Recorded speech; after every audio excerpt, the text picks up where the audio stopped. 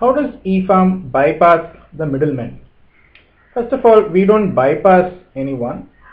So let me first explain the entire agri supply chain in brief, how it happens today and what in the new system we envisage. Right from thousands of years, the farmer has always sold his products to a set of agents close to his village. The agents pass it on to some kind of a regional market where also there are some traders. The traders accumulate it and send it to terminal markets which are close to big cities like Chennai and Bangalore. And from there, the neighborhood markets like close to say Adayar or Tiruvannur or Gandhinagar or whatever, wherever you stay, there are traders who bring it closer to the city, and then there are retailers and pushcart vendors who bring it all the way down to your street level. So yes, it is always passing a lot of hands, so prices do increase, but each of them do a certain value in the sense like they aggregate or de-aggregate or pass on some stuff. Yes, some of them can be bypassed, but the thing is, these are the people who are actually playing a very crucial role in getting the food right from the farm all the way to your doorsteps. It is very utopian to think that, yeah, I will get it straight from the farmer right to the doorstep, bypassing everybody, and things will be cheaper. But actually, it is not. Let's look at other traditional industries like, say, an automobile. So there are factories very close to your metros, like for example, Chennai has this Ford or Nissan or so many factories, Hyundai factory.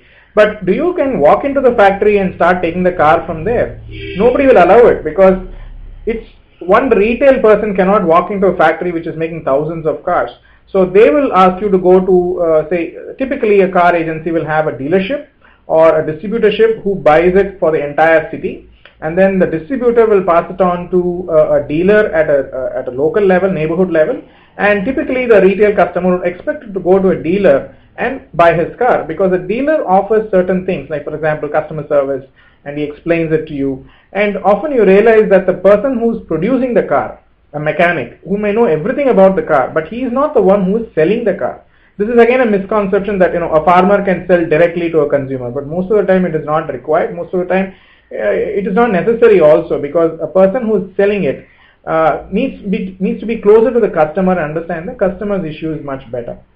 Of course, in the agri industry there is not much of delineation between the different layers. There is not much of value addition which is visible, so that is why there is a lot of fight between middlemen and they are hiking the prices. There's not much of transparency. But we feel that once everybody comes onto the system, things will become more transparent and people will start reducing the wastage. So that way every layer will start adding some value. So somebody can clean it, sort it, pack it, and cut it. And so that way, like some of the players today will start rolling up or scaling up their operation, so that the end customer really starts seeing the value. So if they do pay a certain extra, they know that they're getting a little extra for what they're receiving. So today the raw produce is coming all the way from the farm to your doorstep with hardly anything, straight from the mud. But going forward, once the system rolls out, we anticipate that you will start seeing value addition in terms of cut products coming, food processing industry starting to pick up, because everybody starts becoming more transparent about what they want and who their end customers are by linking everybody and connecting the dots.